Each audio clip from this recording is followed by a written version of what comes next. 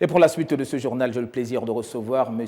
Stanislas Stéphane Mouba, le directeur général de l'environnement et de la protection de la nature. M. Mouba, bonsoir et merci d'être sur le plateau de Gabon 24. Merci à vous. Alors, dites-nous, en prélude au sommet One Forest Summit, deux autres sommets préparatoires se tiennent actuellement à Libreville, celui des jeunes et des parlementaires. Quelle est l'importance de ces deux sommets ?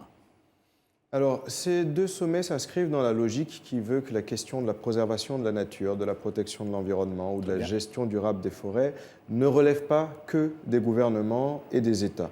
Et aujourd'hui, nous voyons un élan d'implication sur toutes ces questions-là, notamment à travers les parlementaires, donc à travers le réseau des parlementaires pour la gestion durable des écosystèmes forestiers d'Afrique centrale, le REPAR, et à travers les organisations de jeunesse qui ont décidé de s'impliquer, qui ont décidé elles-mêmes d'organiser un forum des jeunes pour apporter également des solutions et présenter finalement aux gouvernants ce que la jeunesse également perçoit de la gestion durable de ces forêts. Alors dites-nous, M. Mouba, quel est l'objet du One Forest Summit en ce qui concerne notamment les trois piliers qui sont abordés?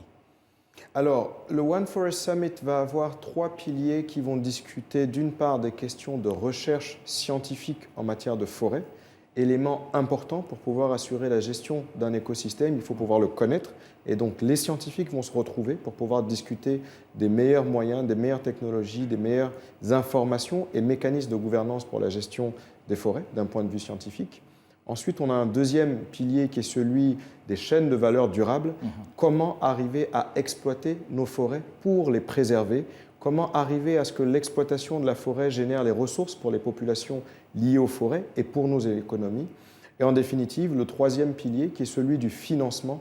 Comment arriver à trouver des financements innovants pour pouvoir assurer une gestion durable de ces forêts, pour pouvoir financer tous les efforts de conservation que nos pays doivent pouvoir engager pour apporter ce bénéfice à la communauté internationale. Et puisque nous avons le plaisir de vous avoir sur ce plateau, dites-nous, quels sont les enjeux pour le Gabon d'organiser un tel événement ? En réalité, le Gabon organise cet événement et ce sommet pas tout seul, avec une co-organisation de la France, dont le président Macron porte déjà l'initiative One Planet, et qui aujourd'hui a été certainement reconnue, perçue par notre partenaire, par la communauté internationale, comme un acteur crédible sur la question de la gestion durable des forêts. Et aujourd'hui, l'avantage pour notre pays d'organiser un tel événement, c'est de pouvoir partager l'expérience du Gabon, démontrer que ce que nous avons fait aujourd'hui permet d'atteindre des résultats qui peuvent servir d'exemple pour la communauté internationale, mais également attirer des investisseurs parce qu'au sein de ce sommet, il y a aussi du secteur privé qui est représenté. Alors dites-nous, comment vont s'articuler les choses durant ces 48 heures ? Alors, on va avoir une première journée qui va être celle du 1er mars, qui est essentiellement une journée technique et ministérielle, lors de laquelle ces trois piliers vont être discutés, vont être débattus. Et le 2 mars, nous allons avoir deux segments. Un segment qui va être le Business Forum, lors duquel le secteur privé va rencontrer les ministres, va rencontrer les gouvernants pour pouvoir présenter leur contribution à la gestion durable des forêts.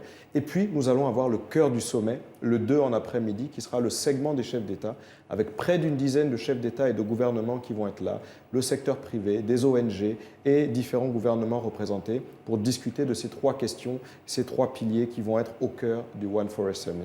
Alors dites-nous, aujourd'hui le Gabon est sur le marché du carbone, avec des millions de crédits à vendre. Comment le Gabonais lambda pourra-t-il en bénéficier ? Aujourd'hui, je pense que la question qu'il faut qu'on se pose, ce n'est pas tant de savoir comment nous allons utiliser l'argent qui n'est pas encore là, mais plutôt de savoir comment nous allons arriver à valoriser maintenant sur les marchés du carbone ces crédits qui ont été, ces 187 millions de tonnes de CO2 qui ont été certifiés par la Convention des Nations Unies sur les changements climatiques et que nous devons aujourd'hui pouvoir positionner sur les marchés.